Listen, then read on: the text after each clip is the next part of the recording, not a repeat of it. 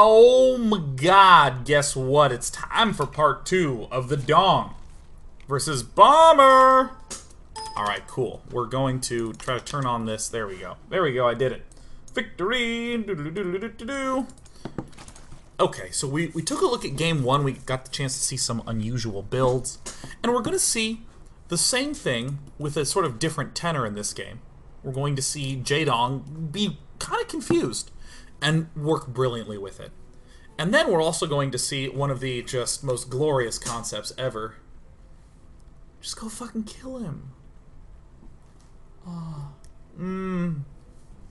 Let me tell you something that is unfortunate about the strategy genre, and like my favorite thing about the strategy genre.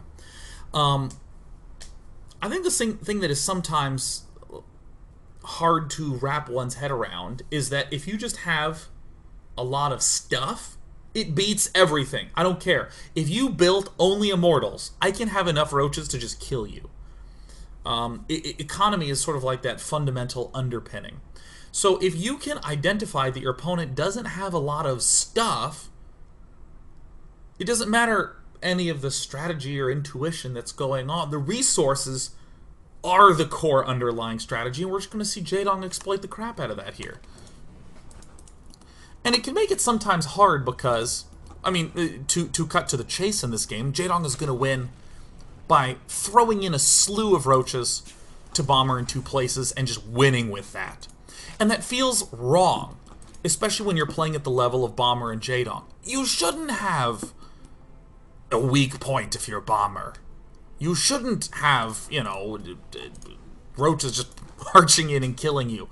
But this happens no matter what the race, no matter what's going on, because of just how the basics of economy work, and let's see it in action in this game. Bomber's opening up again with barracks straight into expand. You'll see no geysers here. I don't think I mentioned this last game. I think I may have very, very, very briefly mentioned it. But the most common standard opening that this flows into is a very fast mass blue flame Hellion build, where you go for double gas right around now, and you just get a whole crappy buttload of Hellions. Of course, Bomber's like, no, I must have command centers. Give them to me. Bomber, yet again, is opening up with the, hey, I'm going to get the gas geysers. Because you know what? I like to have speed, but wait a minute. This Overlord scouted that the timing was not quite early enough to be a command center first. It wasn't quite late enough to be a Reaper opening. Must be that barracks first, and Bomber's like, dude, I'm not quite sure what's going on. Really, really kind of doubtful. I mean, Bomber's getting the extra queens, that's great. Excuse me. Jaedong's getting the extra queens, that's great. But you know what? You know what's just cheap and efficient always? Pneumatized carapace. We see Bomber actually just get it. He's just like, dude, I don't know.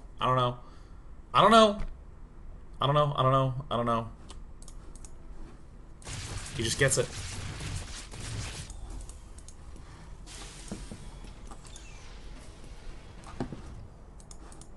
Jaedong expands. Jaedong then gets Zergling speed.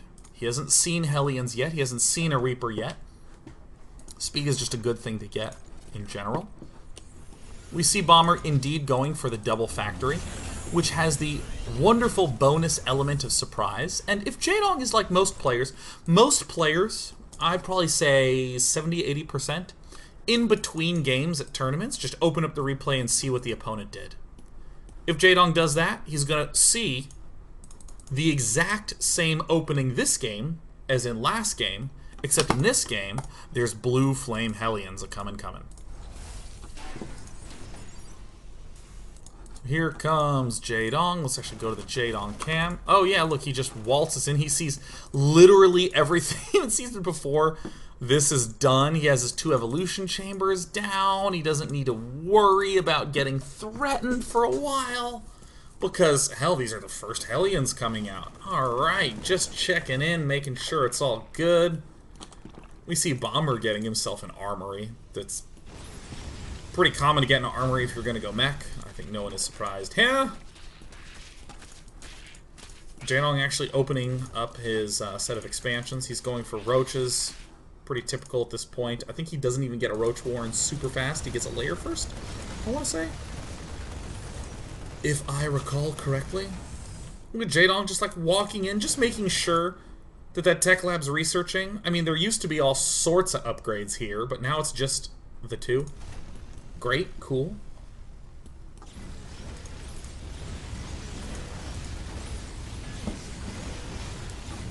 Yeah, he does get the layer first, and then he gets the roach warren. Okay, cool. So, Jaedong, with proper scouting, not only identified what his opponent was doing, mech, and was able to set up an appropriate counter, roaches and general roach upgrades, but Jaedong also saw the precise timing of it, knowing that he could get away droning up to 60 with virtually no threat and with complete and total map coverage, and sending in multiple passes, seeing everything that's up. He's even going to see the exact timing of the expansion. There is nothing hidden from Jaedong at all. Just because he got that Overlord speed upgrade. If you're ever confused, just get the damn upgrade. And then whatever you see, go ham, dude. Go straight ape shit. Look at this. More drones coming down. I'm gonna build drones. Why would I not build drones? You're not scared. I'm not afraid of you. Look at Jaedong parking here, just looking at him. He might even vomit a little bit of creep there. Oh no, an attack. Well, since that attack is getting started, and I have 5 queens, I guess I'll finally stop spending larva building drones. I think that seems reasonable. Jaedong spotting it all. Good old 10-minute roach speed. Aw, yes. I mean, this is a hard game for Bomber to make good decisions in because of all the vision that Jaedong has. It's a hard game for Jaedong to make bad decisions in because Jaedong has all the vision. Now, remember what I talked about earlier on? Like, the basic rule of StarCraft is that you can just go fucking kill him most of the time. Just go fucking kill him. What is he doing? I'm confused. I don't know, just go kill him. What's the counter to Mass Scout? Killing him. Just fucking killing him. If he builds 4 Overseers, I don't care what the second half of the sentence is. Kill him. Just go fucking... Just 1A and then do this. Do this thing. Like you're, you know, a 7th grader on a bicycle who's trying to impress people, right? No hands. No hands. Who needs it? Just go kill him. Kill him. Thanks to this Overlord speed, and by the way, if you against mech were not getting Overlord speed, do it. I know Jaedong got Overlord speed and then found out mech, but if you see mech and you don't have Overlord speed, get it immediately. Immediately. It's 50-50.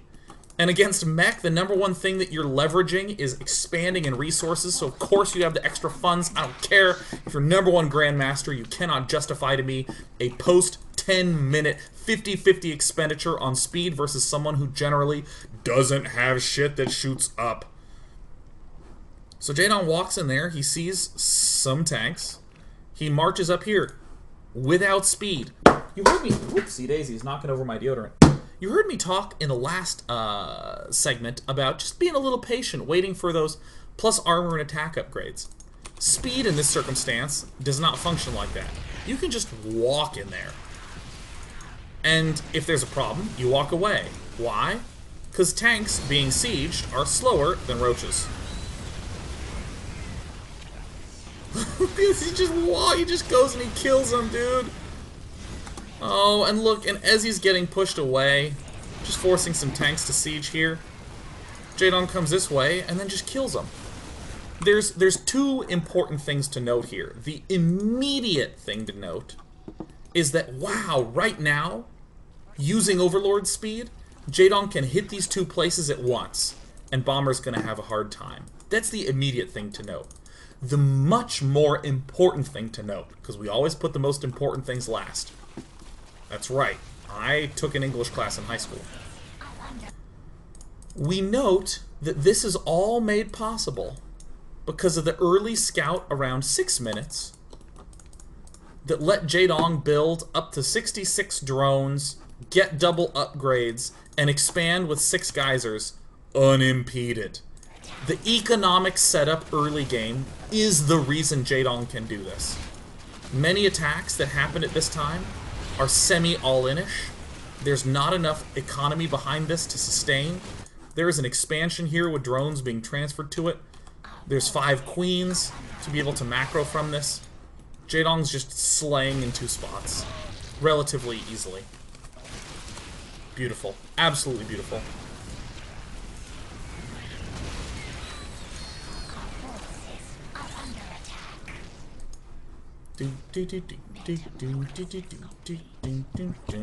Doesn't matter. Overlord heads in saying, how many factories do you have? And the answer is always not enough. Factory counts are just like Altoids. Every time you seem to be satisfied, you realize you can never have enough.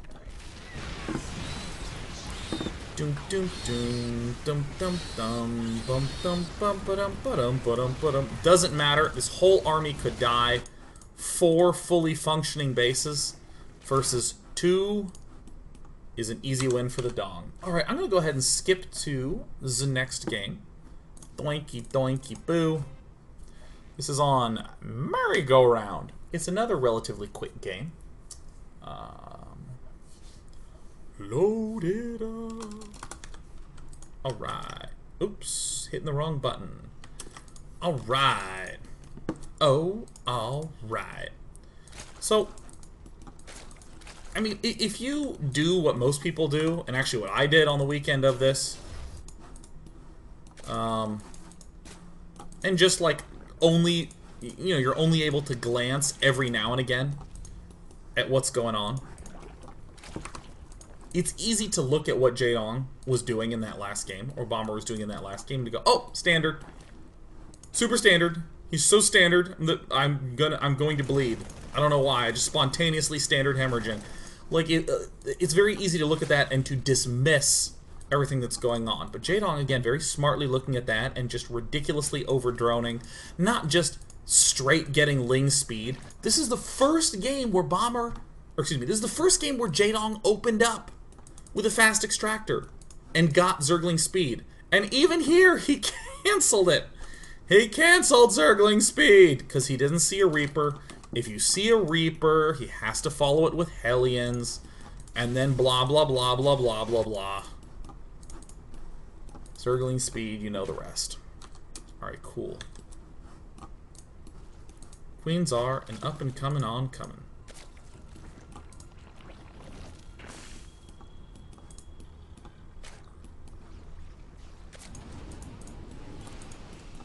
Okay, so again, Jaedong is a little bit like, man, what happened? What even doing are you? Nothing wrong with getting that Overlord speed. Truly nothing wrong with that. Bomber is surprisingly doing something typical. He's going for Hellions, he's going to go for Banshees. This is so cool from Bomber. He has the 2 Marines from going barracks first, with no gas, here, and here. He's still getting the Hellions out. I mean, for a relatively undiscerning Zerg, it's very easy to look at this and to go, oh, well, he did the same thing last 2 games, and he didn't go standard. He must be not going standard this game. And then, boom!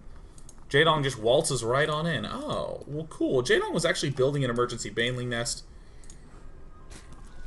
going for Ling speed, just sweeping on through. And Jaedong's still doing this sort of classic 5-queen thing that we've seen him do in many, many, many games. So then Jaedong pulls back into doing something that, I mean, I dare say it's standard. It's standard, you know. But Jaedong has been doing all these things. All these things we call standard. Jaedong is doing them because of some fundamentally good reason. Spore crawlers spreading themselves out as to zone out a Banshee, and to not let the queens or intermediate units here die. Zerglings being constructed. But my goodness, those overlords with speed are really useful, aren't they? I really think that this is going to be the new meta. Speed overlords, man. Speed overlords, bruh. Armory, command center. Bomber waltzing on in. Seeing everything that's happening. So this is where I love Mr. Dong. This is why I love Mr. Dong. Greatest Dong, NA. Jaedong has built all these Zerglings. He even has a couple more Zerglings coming on out. He has delayed his lair. Why? Because he was worried about the Banshees. Anytime a player is going for this Hellion Banshee thing, he is going to presume he is in charge and in control. Jaedong has built all these defenses. So good. But this is typically bad news for Zerg, where the Terran player has tricked the Zerg into thinking there is some huge series of attacks coming, when in reality he's switching to more of an economic play behind it. But Jaedong just went in and looked. He just looked, man. And so he's able to pull Zerglings away from this. He's able to think with his units. And remember that you are always allowed to think. And this is typically a situation where Terran is not on defense. Terran is only attacking right now.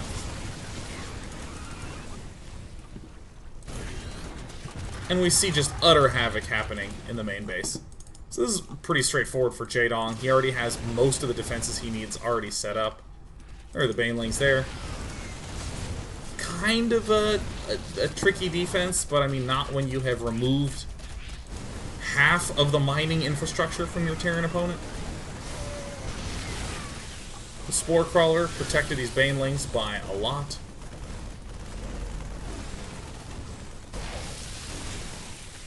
So, if I had to describe what I'm seeing out of Jaedong in these games, Jaedong is getting, he's getting a very healthy defense. He eventually is getting speed, a lot of queens. We see him respond with Spore Crawlers. We see him build Zerglings instead of drones at like 40 drones. Most Zergs are scared to stop droning until they're at least 50. Jaedong stopped at 40 to get 5 queen spores lings. Whoa! Spores. Queen spores lings. Spores. I said spores twice. That's fine. He built 4 of them and I only used 2 fingers. I'm still being efficient. I'm on crazy tangents. Let me tell you what my freaking point is. Jaedong did what most analysts would describe as overbuilding defense. The reason that this is good here is because of the Overlord speed allows Jaedong to think. It allows him to see exactly what's up. You're transitioning. I don't need these Zerglings for defense. Boom, counterattack. That's going to end the game right here.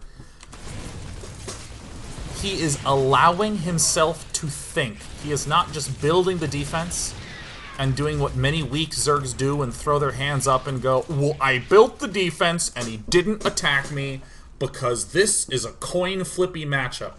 No flipping of coins here. Jaedong researched X-ray eyes and got to see exactly what the dealer was throwing out. So he can fold when it's appropriate, and he can make big bets and raises. He can even get lost in poker analogies if that's what he thinks is the best.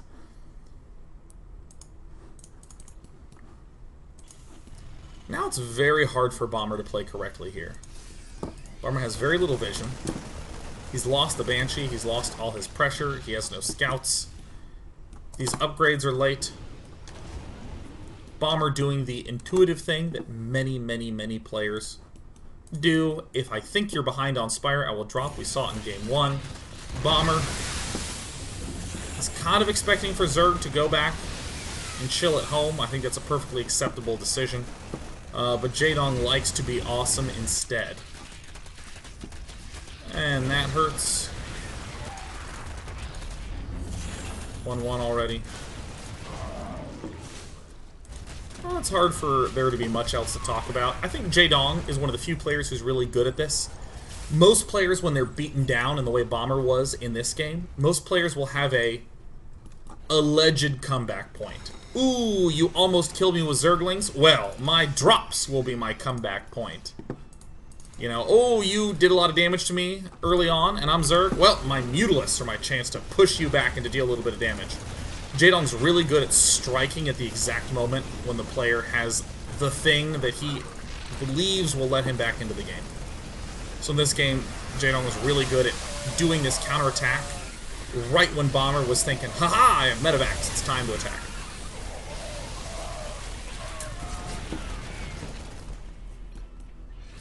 Oh, GG. Pretty sweet game. When we come back, 21-minute segment. Boom.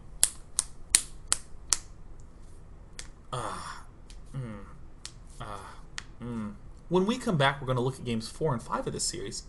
Because I think Bomber just, again, does his little impressive play to close it out, so we'll do that. Look, we're just going to look at the rest of the series. The important thing is that Jaedong has successfully thought when most Zerg players follow the blind build order, talk about coin flippiness. Oh, it feels so compelling. Everyone can relate to flipping a coin.